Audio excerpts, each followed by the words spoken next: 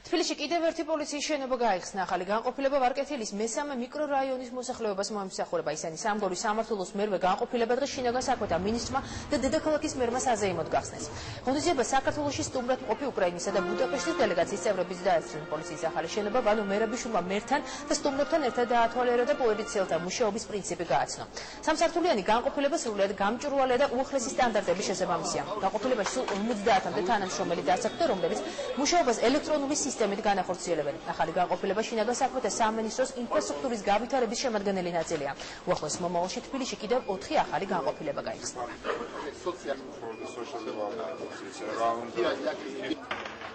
მე დარწმუნებული ვარ და იმედი მაქვს, რომ ეს პოლიცია იქნება მხოლოდ გაგრძელებდა ბავშვთა პარკის და იგი მოემსახურება იშვიათად ჩვენ მოქალაქეებს მხოლოდ გადაუდებელ შემთხვევაში და ის იქნება მხოლოდ დამატება, გალამაზება ქალაქის ამ ნაწილის.